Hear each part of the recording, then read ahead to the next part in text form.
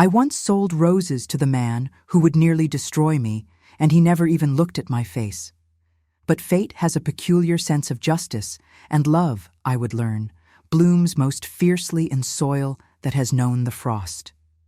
My name is Viola Ashford, and this is the story of how I lost everything, found my dignity in the ashes, and discovered that the heart is far more resilient than society ever gives it credit for. I was born in the spring of 1824, in a manor house called Thornfield Grove, nestled among the rolling hills of Wiltshire like a jewel set in green velvet. My father, Sir Reginald Ashford, was a man of quiet generosity, the sort who gave without fanfare and expected nothing in return. He funded hospitals and schools, repaired church roofs and village wells, and most significantly, he was the principal benefactor of the Salisbury Courts of Justice, a fact known only to the administrators and solicitors who handled his charitable trusts.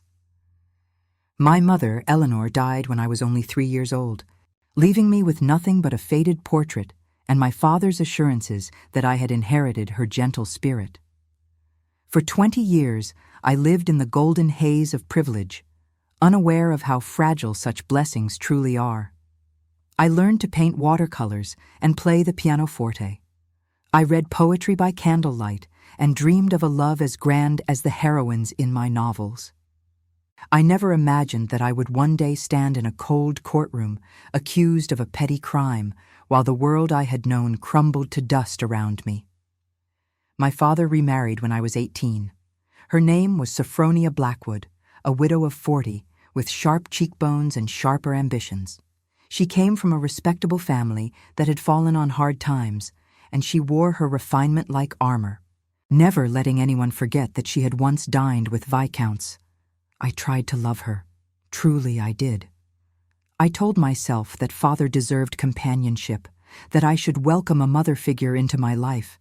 But Sophronia had no interest in being my mother. She had interest only in my father's fortune and the security it promised. For 5 years, we existed in an uneasy truce. She managed the household with cold efficiency while I retreated into my books and my garden, cultivating roses and lavender in the greenhouse my mother had once loved. Father grew weaker as the years passed, his heart failing him by slow degrees, and I spent my days reading to him by the fire, holding his hand as the light faded from his eyes. He died on a Tuesday in November, just as the first frost kissed the window panes. I remember the silence that followed his final breath, the way the clock on the mantel seemed unbearably loud, the way Sophronia stood in the doorway with an expression I could not quite name. I thought it was grief. I was wrong. Within a fortnight, she produced a will. It was written in my father's hand, or so it appeared, and it left everything to her. The estate, the investments, the charitable trusts, everything. I was to receive a modest annual allowance of £50, enough to survive, but not enough to live. The solicitor, Mr. Phineas Cartwright, read the document with visible discomfort, his spectacles sliding down his nose as he avoided my eyes. I sat in stunned silence, unable to comprehend how my father, who had loved me so dearly, could have abandoned me so completely. I contested the will, of course. I hired a solicitor of my own, a nervous young man named Mr. Winslow, who charged me most of my savings and accomplished nothing. The courts upheld the document. The handwriting was verified. The witnesses, 2 servants I had never particularly trusted, swore under oath that Sir Reginald had signed it willingly. And Sophronia, with her practiced tears and her widow's weeds, played the part of the grieving wife so convincingly that even I began to doubt my own memories. I was cast out of Thornfield Grove on a cold morning in January with a single trunk of belongings and a heart full of disbelief. Sophronia stood on the front steps, watching me go with an expression of barely concealed triumph. She did not say goodbye. She simply smiled, a thin and terrible smile, and closed the door behind me. I will not dwell on the months that followed, for they were the darkest of my life. I found lodging in a cramped room above a bakery in Salisbury, spending my meager allowance on bread and coal while I searched for respectable employment. But respectable employment, I discovered, was not easily found for a woman of gentle birth who possessed no practical skills. I could not teach, for I had no references. I could not sew well enough for a seamstress. I could not cook or clean or tend to the sick. I was, in the eyes of the world, utterly useless. It was Mrs. Cordelia Blackthorne who saved me. She was the widow of a florist, a stout woman with calloused hands and a heart of pure gold, and she took me in when I had nowhere else to turn. Her husband had left her a small shop on the outskirts of the city, a humble establishment that sold flowers to the wives of merchants and the servants of great houses. She taught me to arrange bouquets and care for delicate blooms, to rise before dawn and tend the small garden behind the shop. The work was hard, harder than anything I had ever known, but there was a peace in it that I had not expected. The flowers did not care that I had once been an heiress. They bloomed for me all the same. For 2 years, I worked beside Mrs. Blackthorne, learning the rhythms of the seasons and the language of petals. I sold roses at the Saturday market in Cathedral Close, my hands chapped from cold and my cheeks flushed from wind, and I discovered that there was dignity in honest labor. The ladies who passed my stall did not recognize me. I had grown thin and weathered, my fine gowns replaced by simple cotton, my elaborate coiffure reduced to a practical braid beneath a woolen shawl. I was invisible to them, a mere flower seller, unworthy of notice. And in that invisibility, I found a strange kind of freedom. The market became my sanctuary in those difficult years, a place where I could lose myself in the simple tasks of arranging bouquets and counting coins. I learned the names of the regular customers, the housewives and servants who came each week to purchase flowers for their tables. Mrs. Henrietta Forsyth always bought carnations for her parlor. Miss Lavinia Thornberry preferred violets for her bedroom windowsill. Old Mr. Josiah Perkins, a widower who lived alone in a cottage near the river, came every Saturday for a single rose to place on his wife's grave. These small rituals of beauty and remembrance became the fabric of my new life, and I treasured them more than I had ever treasured the grand entertainments of my former existence. I learned, too, the art of survival, how to stretch a penny until it screamed, how to make a thin soup filling with bread and determination, how to mend a dress until it was more patches than original fabric. These were skills that no governess had ever taught me, and I mastered them with a grim satisfaction that surprised me. I would not be defeated. I would not let Sophronia's cruelty destroy me. I would endure, and one day, somehow, I would find a way to reclaim what had been stolen. But freedom, I would learn, is never permanent. And fate, it seems, has a way of finding us when we least expect it. It happened on a Thursday in May, the sort of spring day that makes one believe in new beginnings. The sky was a brilliant blue, the air sweet with the scent of lilac, and I had set up my stall at the edge of the market square, my baskets overflowing with roses and peonies and sprigs of sweet william. Mrs. Blackthorne had fallen ill the week before, a stubborn cough that kept her confined to bed, and I was managing the stall alone, determined to earn enough to pay for the physician she so desperately needed. I did not see him approach. I was bent over my ledger, counting the morning's meager earnings, when a shadow fell across my table. I looked up, and there he was, tall and broad-shouldered, with dark hair silvered at the temples and eyes the color of winter storms. He wore the robes of a magistrate, black and imposing, and his expression was one of cool authority. Behind him stood a constable, a young man with ruddy cheeks and an apologetic air. "May I see your permit?" he said. His voice was deep and resonant, the sort of voice accustomed to commanding silence in crowded rooms. I blinked, uncomprehending. "My permit, sir?" "Your vendor's permit," he repeated. "All merchants selling goods in the public square are required to possess a valid license from the municipal authority. This is not a matter of suggestion. It is the law. I felt the blood drain from my face. A permit. Of course.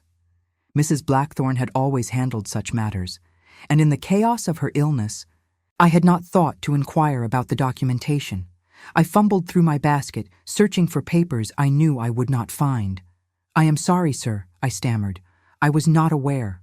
My employer is unwell, and I am managing in her absence. If you could perhaps allow me a few days to obtain the necessary papers, I would be most grateful." He looked at me then, truly looked at me, and I saw something flicker in those gray eyes.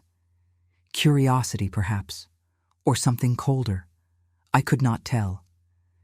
"Ignorance of the law is not an excuse for its violation," he said.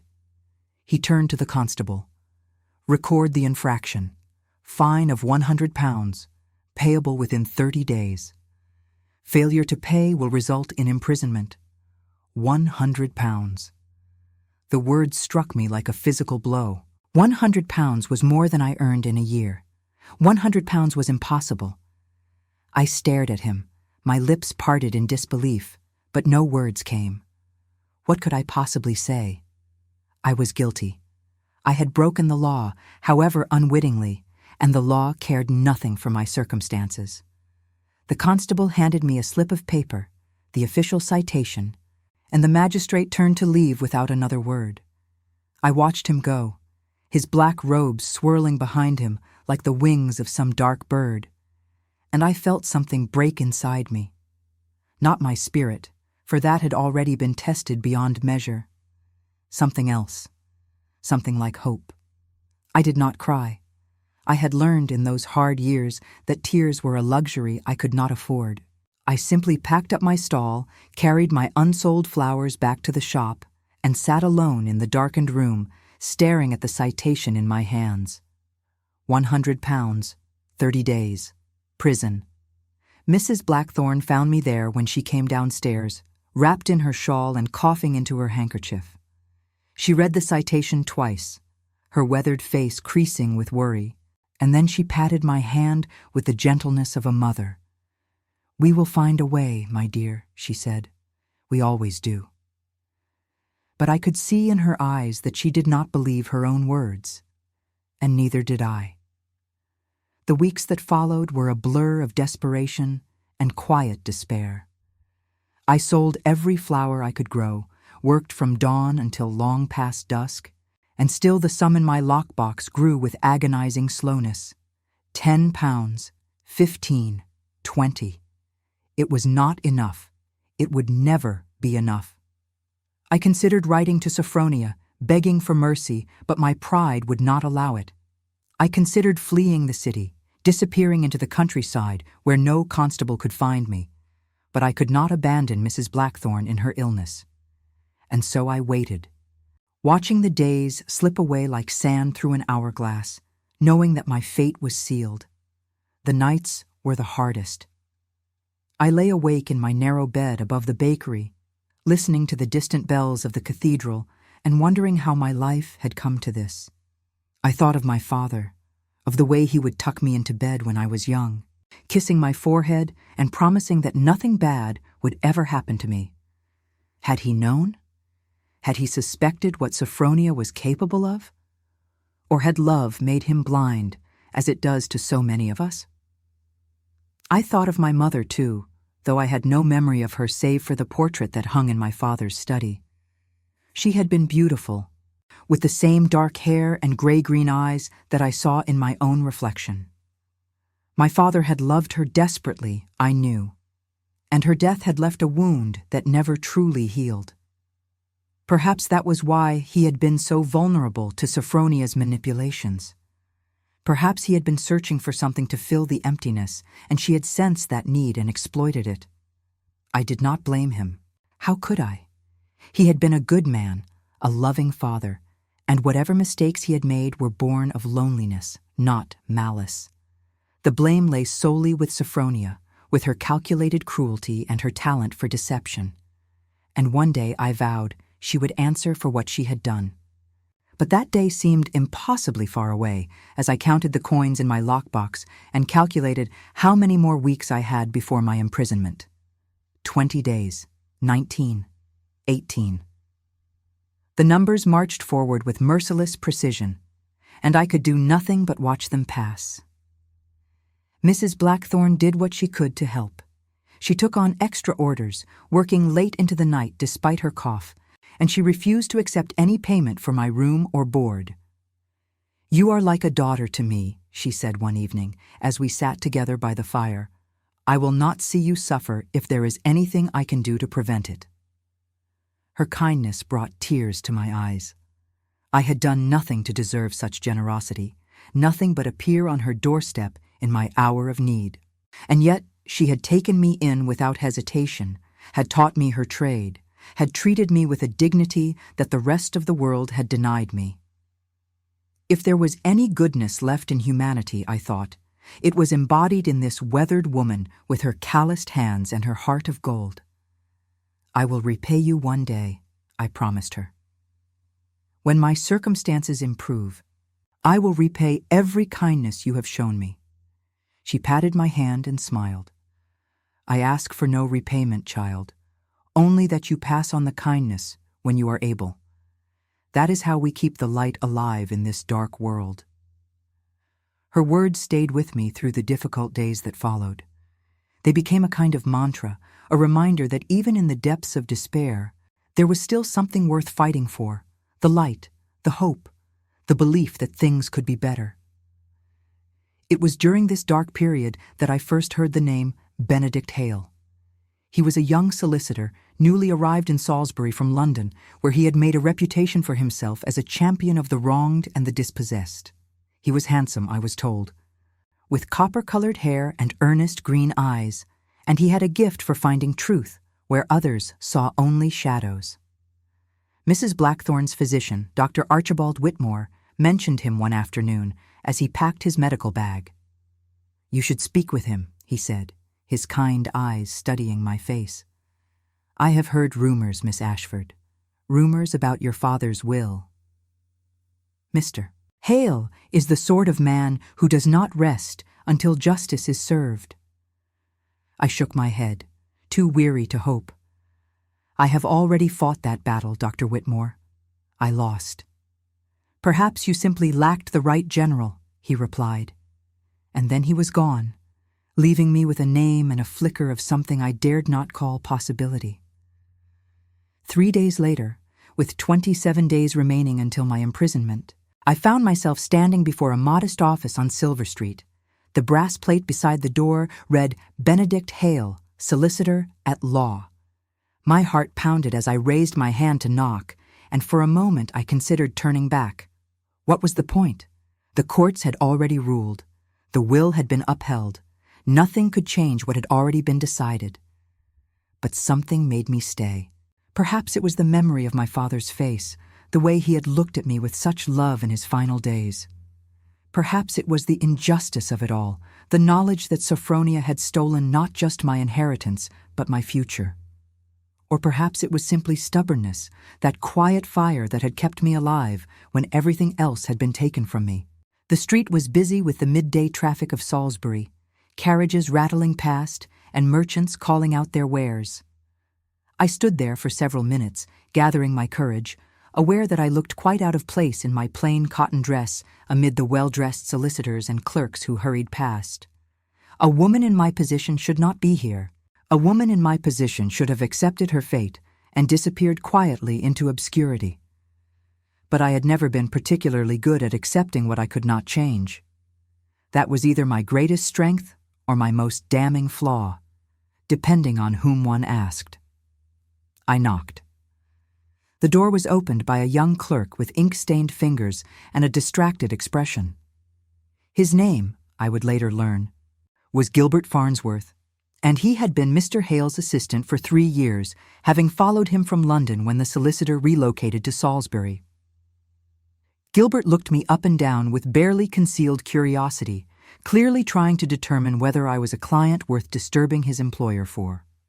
"I am here to see Mr. Hale," I said, summoning what remained of my dignity. "My name is Viola Ashford." The name clearly meant nothing to Gilbert, but he led me into a cramped waiting room nonetheless. The space was filled with legal books and the smell of old paper, and through a half-open door I could see another room lined with even more books and scattered with documents. This was the domain of a man who cared more about substance than appearance, I thought, and I found that oddly reassuring. After a few minutes, I was shown into the office of Mr. Benedict Hale himself.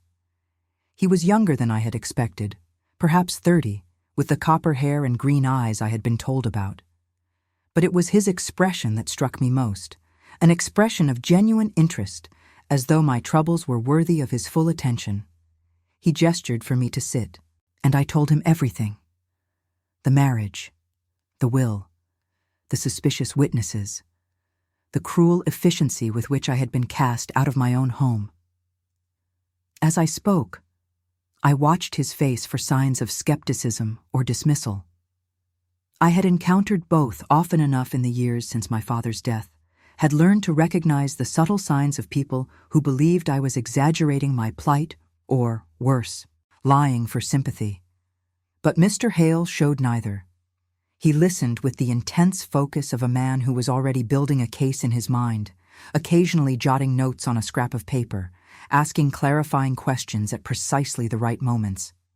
When I finished, I found that I was trembling. I had not told this story in full to anyone since my initial futile attempt to contest the will. The telling had drained me, leaving me feeling raw and exposed. But there was also a strange relief in having finally unburdened myself to someone who seemed to truly understand. He listened without interruption, his fingers steepled beneath his chin, and when I had finished, he was silent for a long moment. "Miss Ashford," he said at last, "I believe you. And I believe your father's will was forged." I stared at him, hardly daring to breathe. "You do?" He nodded. "I have some experience with such matters. The handwriting analysis conducted during your original case was inadequate. The witnesses were never properly interrogated. And your stepmother, Lady Sophronia, has a history that the courts were never made aware of. Her first husband did not die of natural causes, as she claimed. He was ruined financially just before his death, and there were whispers of fraud. I felt the room spin around me. Are you saying she murdered him? I am saying there are questions that deserve answers, and I am saying that with your permission, I would like to investigate further. If I can prove the will was forged, you would be entitled not only to your inheritance, but to damages for the suffering you have endured. Hope is a dangerous thing. It had abandoned me so many times that I was afraid to let it in again. But as I looked into Mr. Hale's earnest face, I felt it stirring nonetheless, fragile and terrifying and alive. "There is one problem," I said quietly. "In 27 days, I will be imprisoned for failure to pay a fine of £100, imposed by a magistrate who did not care to hear my circumstances." Mr. Hale's brow furrowed. "What magistrate?" "A man named Pemberton," I replied. "Judge Thaddeus Pemberton." Something shifted in Mr. Hale's expression, a flicker of recognition, perhaps even amusement. "Judge Pemberton," he repeated. "Well, this is interesting indeed. Do you know him?" "I know of him," Mr. Hale said carefully. "He is new to the Salisbury bench, appointed just last year, a man of impeccable reputation and inflexible principles. He is also, though he does not know it, the primary beneficiary of your father's charitable trust." I did not understand. "I beg your pardon?" Mr. Hale leaned forward, his eyes bright. "Your father, Miss Ashford, was the principal benefactor of the Salisbury Courts of Justice. He funded the construction of the new courthouse, the salaries of the judges and clerks, even the pensions of retired magistrates. His charitable trust, which is now controlled by Lady Sophronia, continues to make substantial contributions to the court's operating budget. In other words, Miss Ashford, Judge Pemberton's salary is paid, in large part, by money that rightfully belongs to you. The irony was so bitter, so absurdly cruel, that I almost laughed. The man who had condemned me to prison was being paid with my own stolen inheritance. It was the sort of twist that belonged in a novel, not in real life. "What do you propose, Mr. Hale?" He smiled then, a smile full of quiet determination. "I propose, Miss Ashford, that we give Judge Pemberton the opportunity to correct his mistake. And if he refuses, I propose that we expose the truth in a manner that will leave no doubt as to where justice truly lies." And so began the strangest chapter of my life, a chapter in which the lines between enemy and ally, between past and future, became impossibly blurred. Mr. Hale worked with tireless dedication over the following weeks, gathering evidence with the precision of a master strategist. He obtained samples of my father's genuine handwriting, letters and documents that had never been examined during the original trial. He interviewed servants who had since left Sophronia's employ, former maids and footmen who had witnessed things they were afraid to speak of at the time.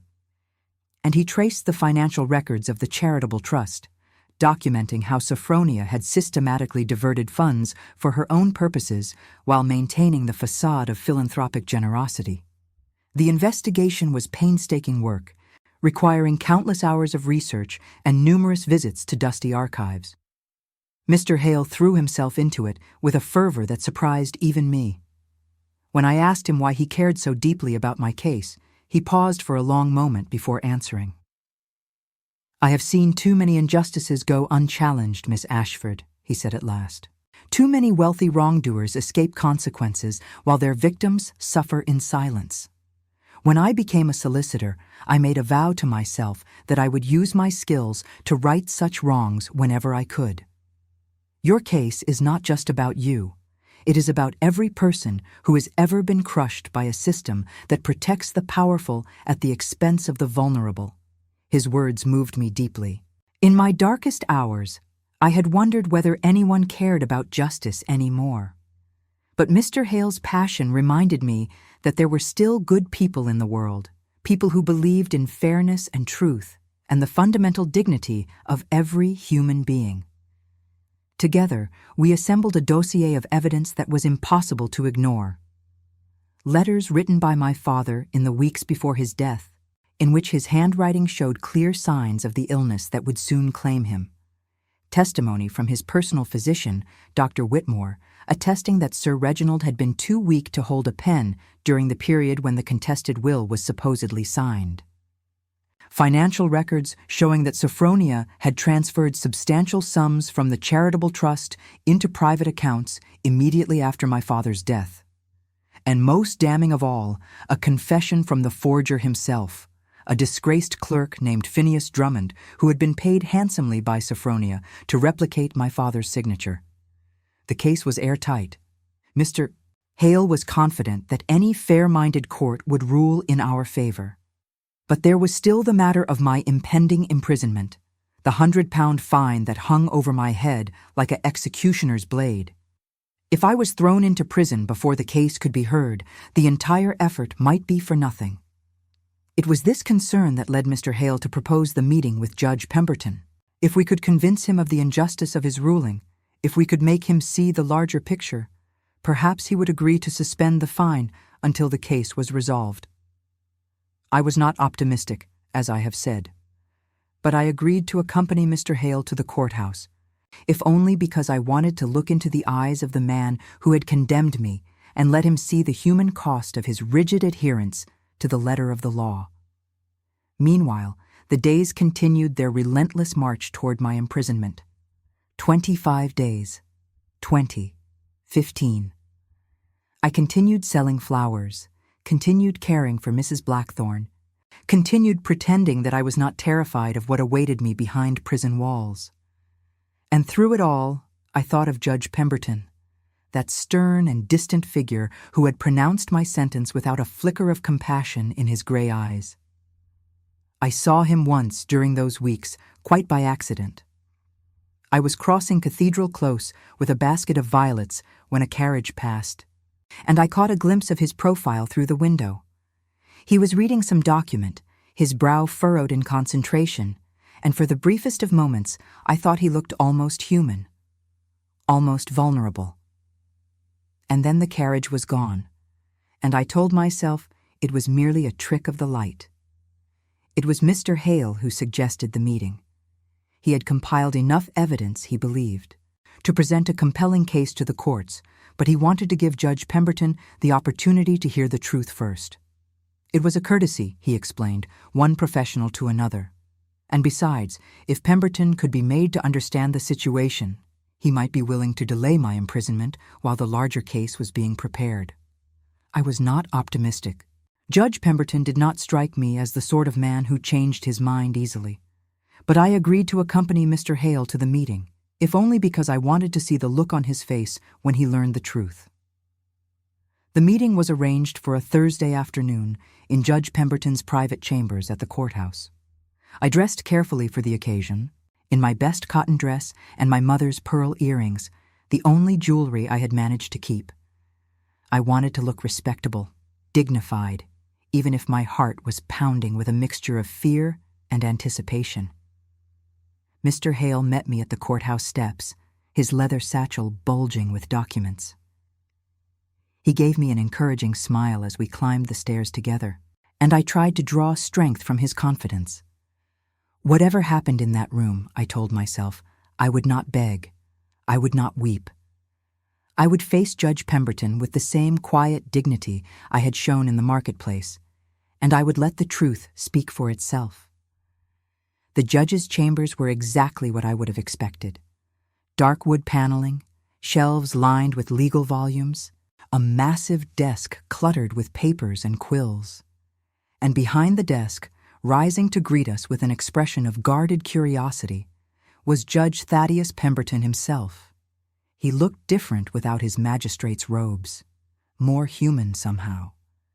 He wore a charcoal waistcoat over a white shirt, his dark hair slightly disheveled, as though he had been running his fingers through it in concentration. His gray eyes met mine briefly, then flickered away, and I wondered if he recognized me at all. "Mr. Hale," he said, his voice as deep and resonant as I remembered. "I received your message. I confess I am curious as to the nature of this meeting." Mr. Hale inclined his head. "Thank you for agreeing to see us, Your Honor. May I present Miss Viola Ashford, daughter of the late Sir Reginald Ashford." Something changed in Pemberton's expression then. A slight narrowing of the eyes, a tension in the jaw. He looked at me more carefully now, as though seeing me for the first time. "Miss Ashford," he said slowly. "I am familiar with the name." "You are familiar with more than the name, Your Honor," Mr. Hale replied calmly. "You are familiar with the woman herself. You sentenced her to a fine of £100 3 weeks ago for selling flowers without a permit." The silence that followed was thick enough to cut. Pemberton's gaze moved between us, and I saw the moment of recognition dawn in his gray eyes. The flower seller, the woman in the marketplace. Me. "I see," he said at last. His voice was carefully neutral, betraying nothing. "And what is the purpose of this meeting, Mr. Hale? If Miss Ashford has come to plead for clemency, I should warn you that I do not make a habit of reversing my judgments based on personal appeals." "This is not a plea for clemency," Mr. Hale said. "This is a presentation of facts, facts that I believe you will find most illuminating." He opened his satchel and began to lay documents on the judge's desk, one by one, explaining each piece of evidence with the precision of a surgeon. The handwriting analysis that proved the will was forged. The testimony of the servants who had witnessed Sophronia's manipulation. The financial records that showed the charitable trust's contributions to the very courthouse in which we now stood. And finally, the irrefutable truth. Miss Viola Ashford, the woman Pemberton had sentenced to prison for a petty infraction, was the rightful beneficiary of the fortune that paid his salary. I watched the judge's face as he absorbed the information, watched the emotions flicker across his features like clouds across a winter sky. Surprise, disbelief, and finally, something that looked almost like shame. He was silent for a long time after Mr. Hale finished speaking. He stood by the window, his back to us, staring out at the courtyard below. When he finally turned around, his expression was carefully composed, but I could see the tension in his shoulders, the tightness around his mouth. "If what you say is true," he said quietly, "then a grave injustice has been done. "It is true, Your Honor," Mr. Hale replied. "Every word." Pemberton looked at me then, truly looked at me, and I saw something in his eyes that I had not expected. Not pity, for pity would have been insulting. Something else. Something like respect. "Miss Ashford," he said, "I owe you an apology. Not merely for the fine, which was issued in ignorance, but for failing to see what was directly before me. I have spent my career believing that the law is the ultimate arbiter of truth. It appears I was wrong. I did not know what to say. I had prepared myself for his coldness, his dismissal, even his contempt. I had not prepared myself for his humility. The fine will be voided," he continued, "and I will personally ensure that your case receives a fair hearing before the courts.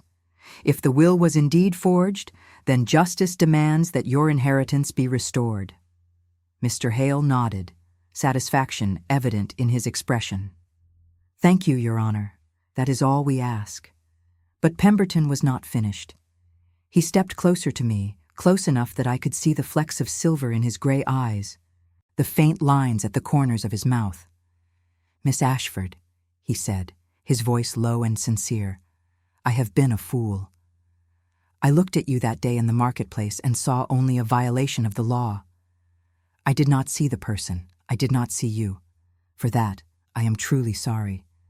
I felt my heart contract in a way I could not explain. This was not the cold and distant magistrate who had condemned me without a second glance. This was a man wrestling with his own conscience, a man who was not afraid to admit when he had been wrong. "I accept your apology, Your Honor," I said quietly, "and I thank you for your willingness to hear the truth." He nodded once, a brief and formal gesture, but something passed between us in that moment, something unspoken, something that would change everything. The weeks that followed were a whirlwind of activity. Mr. Hale filed a formal petition to reopen the case of my father's will, presenting his evidence before a panel of judges that did not include Pemberton, who had recused himself to avoid any appearance of bias. Sophronia, confronted with the mounting evidence against her, hired her own team of solicitors to fight the challenge, but their efforts were in vain. One by one, her lies unraveled.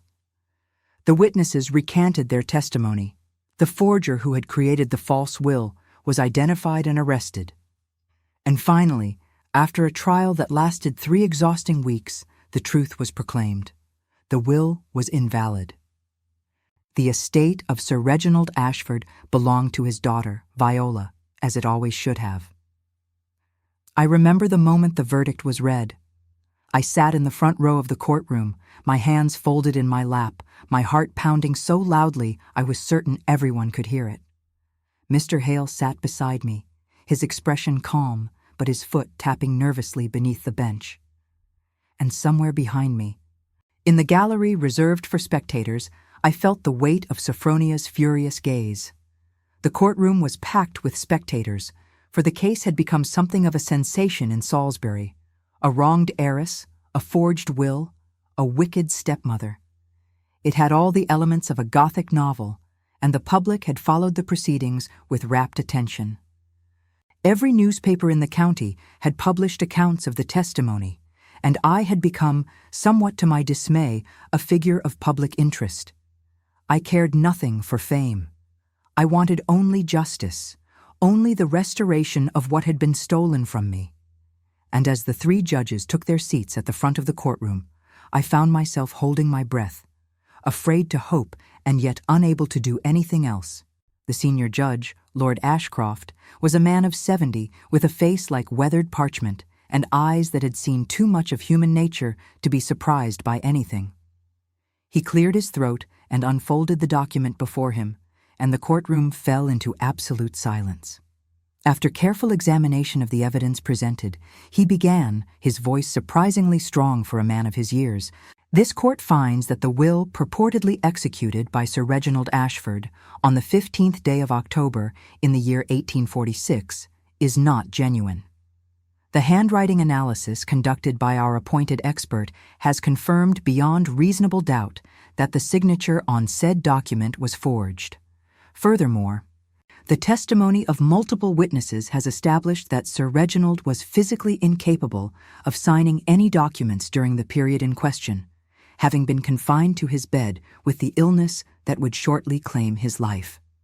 A murmur ran through the courtroom, and I felt Mr. Hale's hand close briefly over mine. Moreover, Lord Ashcroft continued, "The investigation has uncovered evidence of a broader conspiracy to defraud Miss Viola Ashford of her rightful inheritance. Lady Sophronia Ashford, widow of Sir Reginald, has been found to have commissioned the forged will through the agency of one Phineas Drummond, a clerk with previous convictions for document fraud. Financial records indicate that Lady Sophronia subsequently diverted substantial sums from the Ashford Charitable Trust for her personal benefit." Sophronia's voice rang out from the back of the courtroom. "This is outrageous. I am the victim here, not the perpetrator. That girl conspired against me from the moment I married her father." Lord Ashcroft fixed her with a cold stare. "The defendant will remain silent," he said. "Any further outbursts will result in removal from the courtroom." Sophronia fell silent, but I could feel the hatred radiating from her like heat from a furnace. I did not turn to look at her. I kept my eyes fixed on Lord Ashcroft, waiting for the words I had dreamed of hearing for so long. The judgment was unanimous. "The court hereby declares the purported will of Sir Reginald Ashford to be null and void, having been obtained through fraud and forgery. The estate, in its entirety, is restored to Miss Viola Ashford, the rightful heir. Furthermore, Lady Sophronia Ashford is remanded into custody to face charges of fraud, forgery, and conspiracy to pervert the course of justice. The defendant Phineas Drummond is similarly remanded to face charges of forgery and accessory to fraud." I did not cry. I did not laugh. I simply sat there, letting the words wash over me like a baptism. It was over. After all the pain and struggle, after all the lonely nights and desperate days, justice had finally been served. Mr. Hale was the first to speak, his voice warm with satisfaction. "Congratulations, Miss Ashford," he said. "Justice has prevailed." I turned to look at him, this young solicitor who had fought so hard on my behalf. "I have you to thank, Mr. Hale. Without your persistence and skill, none of this would have been possible." He shook his head modestly. "I merely presented the facts. The truth was on your side from the beginning. It simply needed someone to bring it into the light." The courtroom erupted into chaos as the verdict sank in. Reporters rushed toward us, shouting questions. Spectators craned their necks for a better view. And through the din, I heard Sophronia's voice, shrill with rage, as she was led away by constables. "You will regret this," she screamed, "you and your precious Mr. Hale. I have friends in high places. This is not over." But it was over, and we both knew it. Her threats were empty, the final desperate gasps of a woman who had gambled everything on deception and lost. She would face trial for her crimes, and if justice continued to be served, she would spend years behind bars contemplating the consequences of her greed. I emerged from the courthouse into brilliant sunlight, blinking against the glare after the dimness of the courtroom. A crowd had gathered outside, drawn by the spectacle, and they parted to let me pass. Some of them called out congratulations, a few even applauded, but I barely registered their presence. I was thinking of my father, of the justice that had finally been done in his name, of the future that now stretched before me, bright with possibility. Sophronia was arrested that same afternoon, charged with fraud, forgery, and conspiracy. She did not go quietly. She screamed and wept and cursed my name, proclaiming her innocence to anyone who would listen. But no one was listening anymore. The truth had spoken, and it could not be silenced. I returned to Thornfield Grove the following week, not as a visitor, but as its mistress. The servants, many of whom remembered me from my childhood, greeted me with tears of joy. Mrs. Prudence Hollingsworth, the housekeeper who had served my father for 30 years, embraced me as though I were her own daughter. The carriage that carried me through the gates of Thornfield Grove felt like a vessel traveling through time itself. I had last passed through these gates in disgrace, with a single trunk of belongings and a heart full of despair. Now I returned in triumph, the rightful mistress of an estate that had nearly been stolen from me forever. The irony was not lost on me, and I found myself pressing my face to the window like a child, drinking in every familiar sight. The house looked exactly as I remembered it, a grand Georgian manor of honey-colored stone, its windows gleaming in the afternoon sun. The gardens were somewhat overgrown, evidence of Sophronia's neglect, but I could see my mother's roses still blooming in the beds near the east wing, stubbornly beautiful despite years of inattention. The sight of them brought tears to my eyes. They had survived, and so had I. The servants had lined up in the entrance hall to greet me, their faces a mixture of joy and uncertainty. I recognized many of them from my childhood, though the years had added gray to their hair and lines to their faces. There was Mr. Tobias Marsh, the butler who had served my father for 40 years, standing ramrod straight despite his advancing age.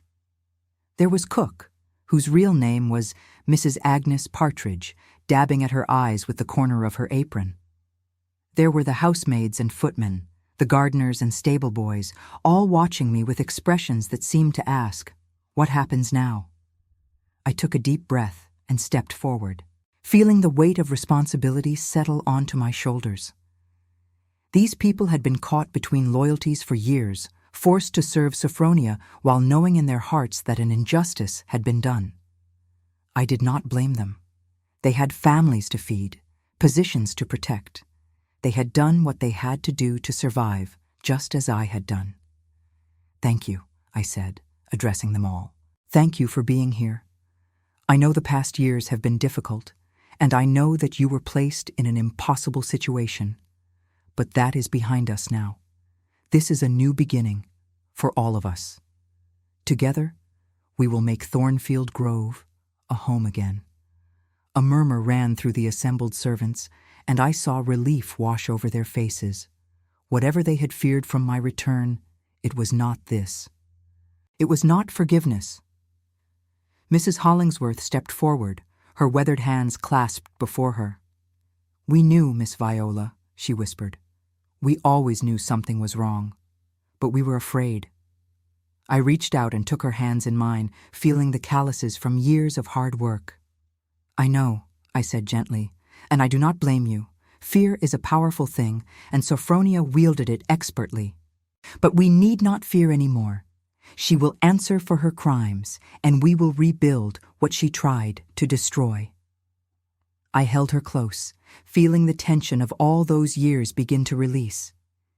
"It is over now," I said. "We can all begin again." But even as I reclaimed my inheritance, I found that my thoughts kept returning to an unexpected source. Judge Thaddeus Pemberton. I told myself it was gratitude, nothing more. He had helped to right the wrong that had been done to me. He had apologized with genuine humility. It was natural that I should think of him kindly. But it was more than that, and I knew it. There was something about him that drew me, something in those gray eyes that hinted at depths I had not expected. He was a man who lived by principles, who believed in order and duty and the cold majesty of the law. And yet, when confronted with his own mistake, he had not retreated into pride or denial. He had admitted his error and sought to make amends. Such honesty was rare in any person. In a judge, it was extraordinary. I saw him again at a charity gala 2 months after my restoration, an event organized to raise funds for the very courthouse his predecessor, my father, had built. I had not expected to see him there, and when I spotted his tall figure across the ballroom, my heart gave an involuntary leap.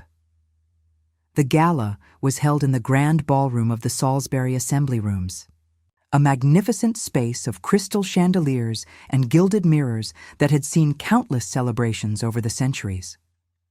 I had dressed with particular care for the occasion, wearing a gown of deep emerald silk that Mrs. Hollingsworth had insisted I purchase from the finest dressmaker in London. "You are a lady of means again," she had said firmly. "You must dress the part." I was not certain I felt like a lady of means. The transition from flower seller back to heiress had been jarring, and I still woke some mornings expecting to find myself in my cramped room above the bakery. But I was learning to accept my restored position, and I was determined to use my fortune for good, just as my father had done. The ballroom was crowded with the great and the good of Wiltshire society, men and women I had once known as peers and now encountered as something of a curiosity. The Ashford scandal, as it had come to be known, was still a favorite topic of gossip, and I caught whispered remarks as I made my way through the crowd. There she is, the wronged heiress. What a story, what a triumph. I ignored the whispers and the stares, keeping my chin high and my expression serene. I had learned, during my years of hardship, that other people's opinions mattered far less than I had once believed. What mattered was the truth, and the truth was on my side. It was then that I spotted Thaddeus. He was standing near the windows, a glass of wine untouched in his hand, watching the dancers with an expression of weary detachment. He looked different in evening dress, less imposing, almost approachable. And when his eyes met mine across the crowded room, I saw something flicker in their gray depths.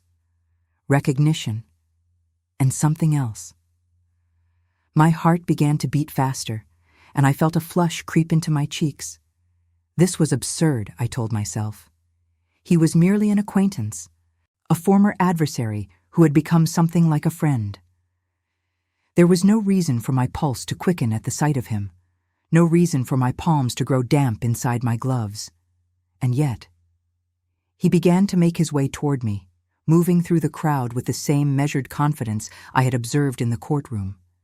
He was taller than most of the men present, and his dark hair, touched with silver at the temples, caught the light of the chandeliers. He carried himself with the unconscious authority of a man accustomed to command, and I found myself watching his approach with a mixture of anticipation and nervousness that surprised me. Miss Ashford.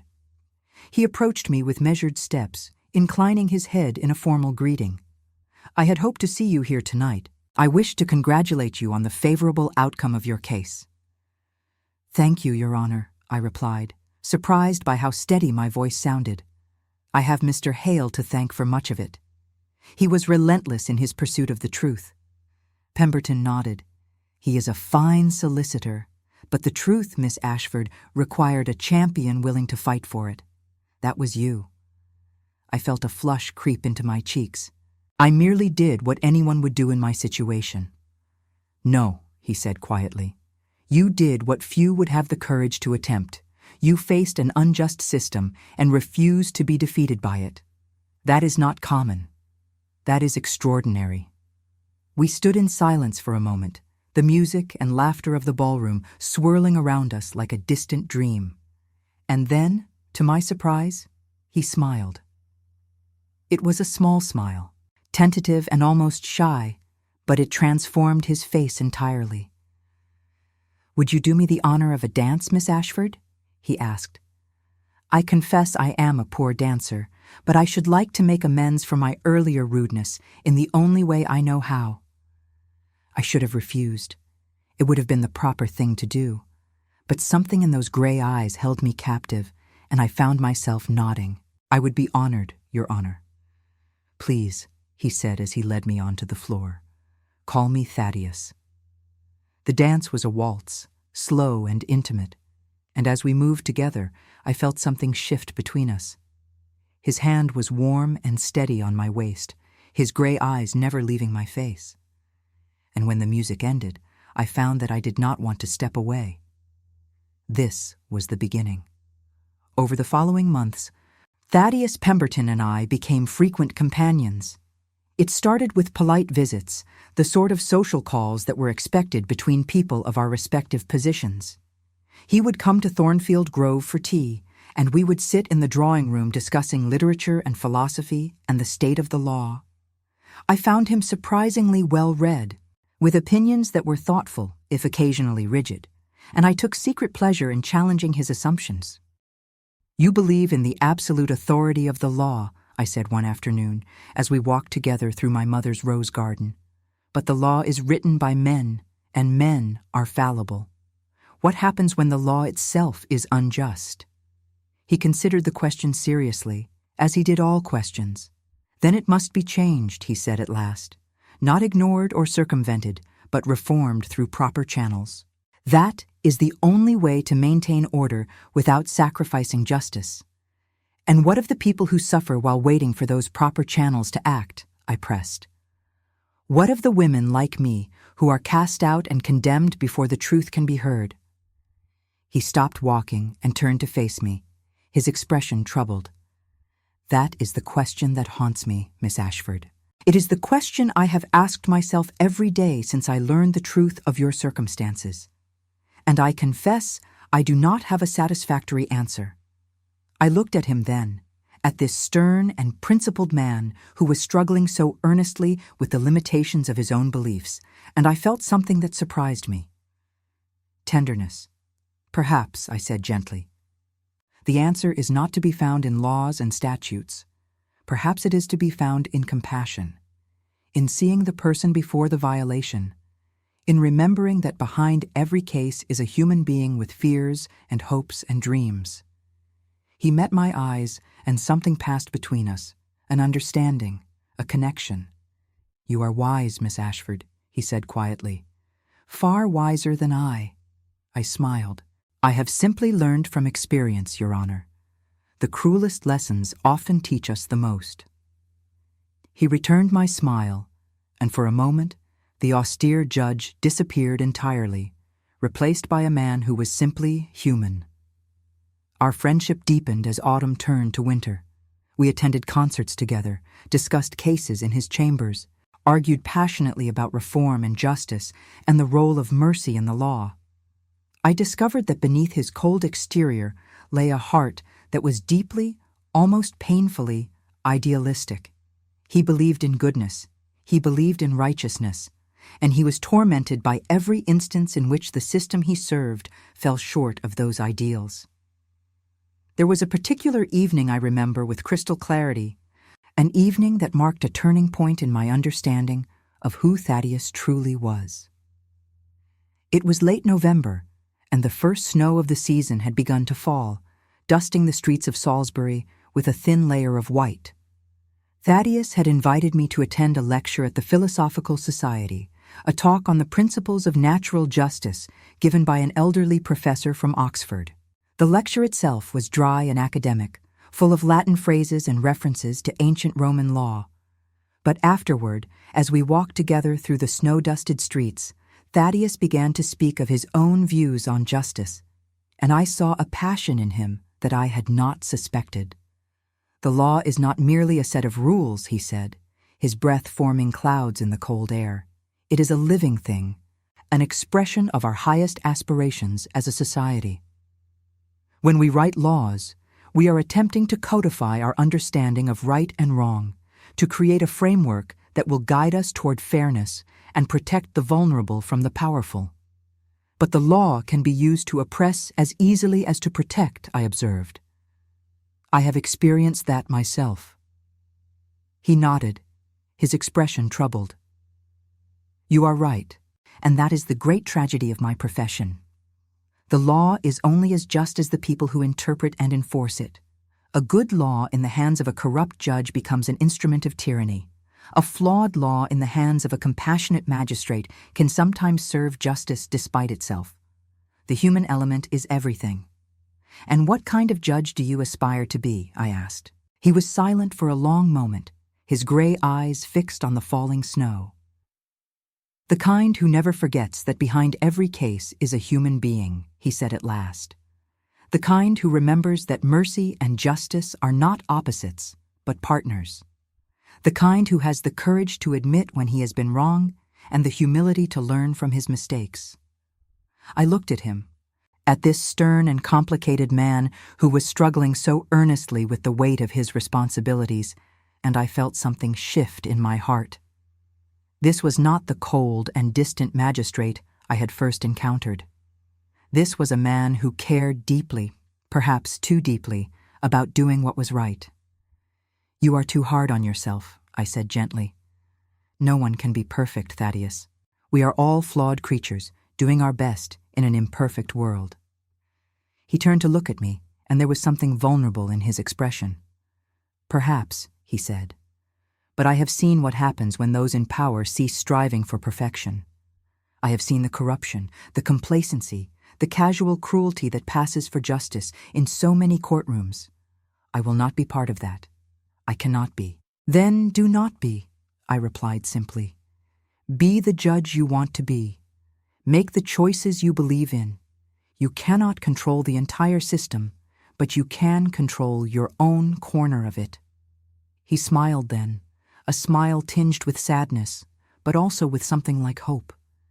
You make it sound so simple. Perhaps it is simpler than you think. We complicate things with our doubts and our fears, but at the heart of it, the right path is usually clear. We simply have to find the courage to walk it. He reached out and took my hand, and I felt a warmth spread through me despite the cold. You are a remarkable woman, Viola Ashford, he said.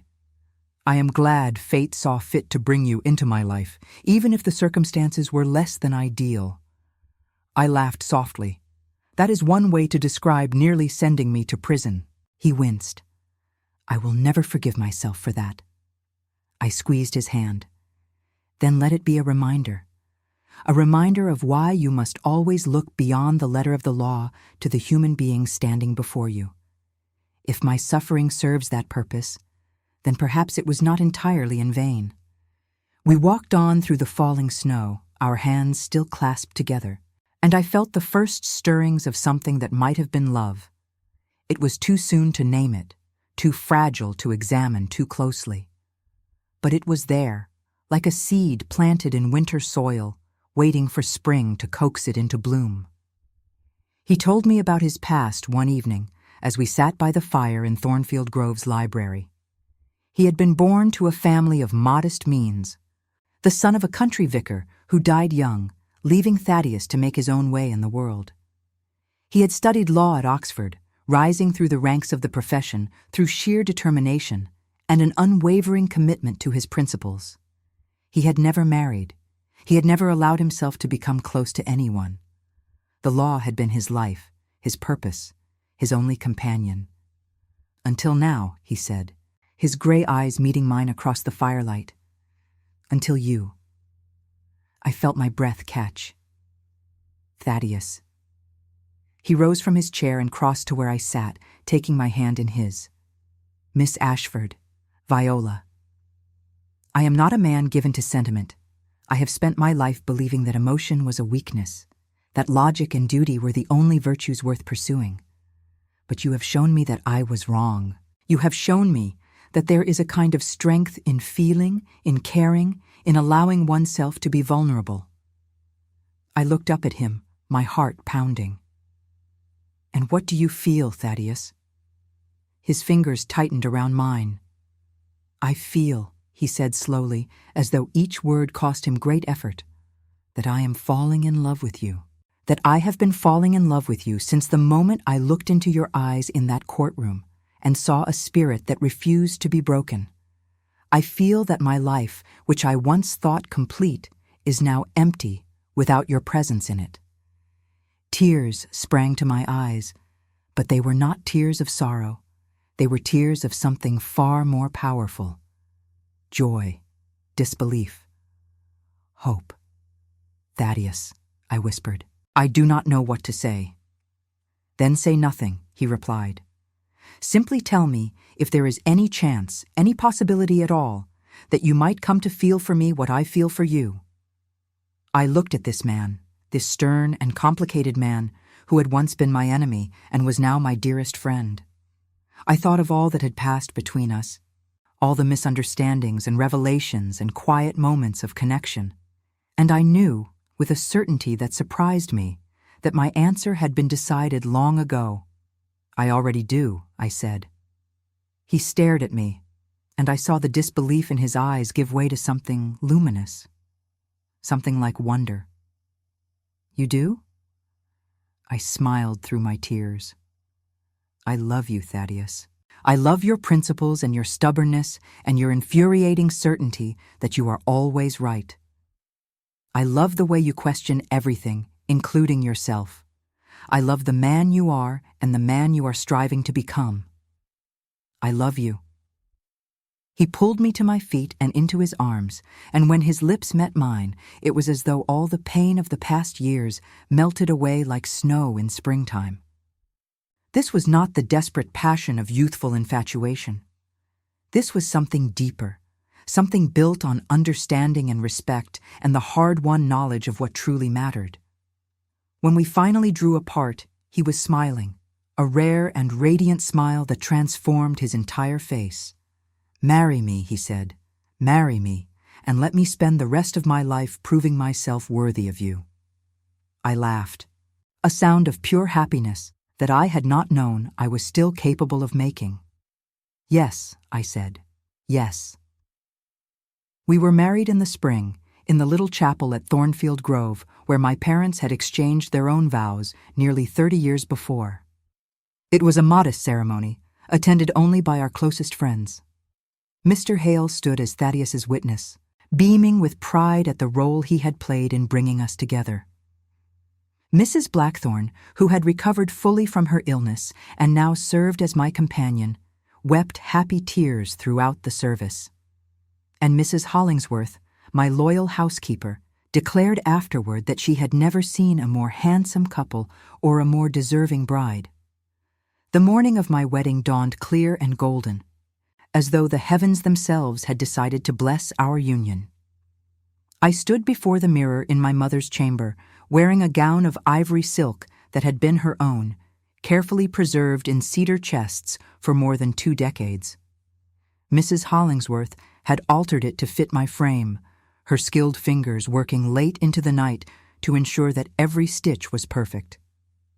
"You look just like her," she said, her voice thick with emotion as she fastened the row of pearl buttons at my back, "like Lady Eleanor come back to life." I studied my reflection, searching for traces of the mother I had never known. Perhaps there was something in the curve of my cheekbone, the arch of my brow. But what struck me most was not the resemblance to the portrait in my father's study. It was the joy in my own eyes, a joy I had thought lost forever, now restored in full measure. The chapel at Thornfield Grove was small but beautiful, with stained glass windows that cast patterns of colored light across the ancient stone floor. The pews were filled with friends and well-wishers, faces I had come to know and love during my long journey back to myself. Dr. K. Archibald Whitmore sat in the front row, dabbing at his eyes with a handkerchief. Beside him was Miss Patience Merriweather, my closest friend from my days of prosperity, who had sought me out after my restoration and begged forgiveness for her silence during my years of hardship. "There is nothing to forgive," I had told her. "We all do what we must to survive." But she had insisted on making amends, and in the month since my return to Thornfield Grove, she had become a frequent visitor and a trusted confidant. Now she smiled at me from her seat, her face radiant with happiness on my behalf. Thaddeus stood at the altar, resplendent in a coat of deep blue velvet that brought out the silver in his hair. He had never looked more handsome, I thought, or more nervous. His hands were clasped before him, and I could see them trembling slightly as I walked toward him on Mr. Hale's arm. The solicitor had offered to give me away, a gesture that moved me deeply, and I clung to his steady presence as I made my way down the aisle. When our eyes met, Thaddeus's face transformed. The nervousness melted away, replaced by an expression of such pure love that I felt my own eyes fill with tears. This was the moment I had dreamed of, the moment I had thought impossible. And now it was here, unfolding before me like a flower opening to the sun. The ceremony was brief but beautiful. The vicar, an elderly man named Reverend Cornelius Whitford, spoke of the sacred bond of marriage with a warmth that suggested he truly believed in the words he was saying. We exchanged our vows in steady voices, promising to love and honor each other through all the seasons of our lives. And when Thaddeus slipped the ring onto my finger, a simple band of gold that had belonged to his mother, I felt a sense of completeness I had never known before. "I now pronounce you husband and wife," the vicar declared, his voice echoing through the small chapel. What God has joined together, let no one put asunder. Thaddeus lifted my veil and kissed me gently, a kiss full of promise and tenderness and the sweet certainty of years to come. The congregation applauded, and somewhere in the back of the chapel I heard Mrs. Blackthorn's distinctive sob of joy. We emerged into the spring sunlight as husband and wife, showered with rose petals thrown by the servants who had gathered on the lawn. A breakfast had been prepared in the great hall, a feast of roasted meats and fresh fruits and every delicacy the kitchen could produce. But before we entered the house, Thaddeus drew me aside, into the shade of the old oak tree that had stood sentinel over Thornfield Grove for generations. "Are you happy?" he asked, his gray eyes searching my face. I reached up and touched his cheek, marveling at the reality of this moment. "Happier than I ever dreamed possible," I said. "Are you?" He smiled, that rare and radiant smile that I knew I would never tire of seeing. "I have never been happier in my life," he said, "and I intend to spend every day of our marriage ensuring that your happiness continues." "Then we are both committed to the same goal," I replied. "That seems a promising foundation for a partnership." He laughed, a sound of pure delight, and pulled me close. "Indeed it does," he agreed. "Indeed it does." As I stood at the altar, looking into the gray eyes of the man I loved, I thought of all that had led me to this moment, the loss and the loneliness, the injustice and the struggle, the slow and painful journey from despair to hope. None of it had been easy.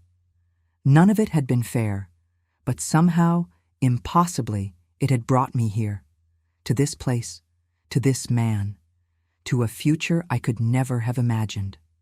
Life as Mrs. Pemberton was different from anything I had known before. Thaddeus continued his work as a judge, but he brought a new perspective to the bench, a perspective informed by compassion as well as law. He established a fund for those who could not afford legal representation, drawing on the restored Ashford Charitable Trust. He advocated for reforms that would prevent cases like mine from slipping through the cracks of justice, and every evening he came home to me, to our home, to the life we were building together. The first months of our marriage were a time of discovery and adjustment. We came from such different worlds, Thaddeus and I, and despite our love, there were moments when those differences seemed insurmountable.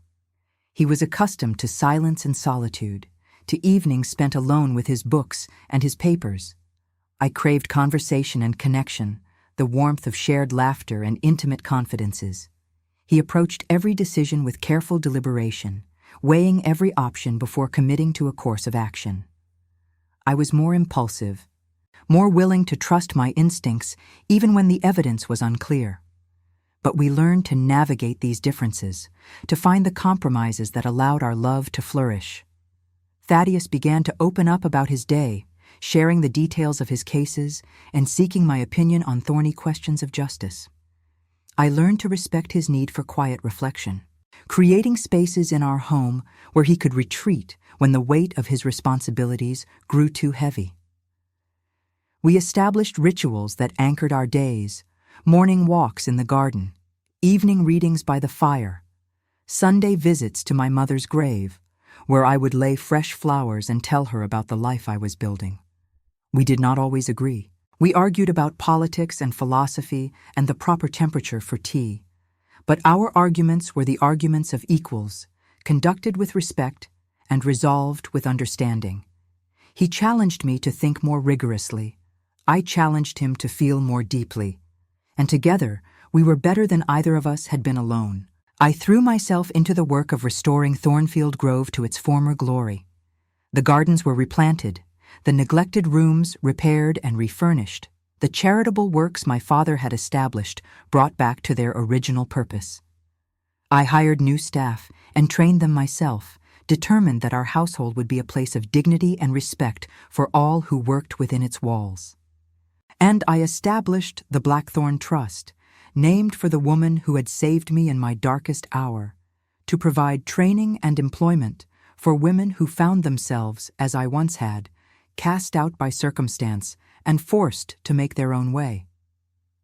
Thaddeus supported me in all of this, lending his legal expertise to the establishment of the trust and using his influence to ensure that our charitable works received the recognition they deserved. He was proud of me, I knew, proud of the woman I had become and the good I was doing in the world. And that pride, quiet and constant, was one of the greatest gifts he ever gave me. A year after our wedding, I returned to the marketplace where it had all begun. Not to sell flowers, for those days were behind me, but to visit Mrs. Blackthorne, who still ran her little shop on the outskirts of Salisbury.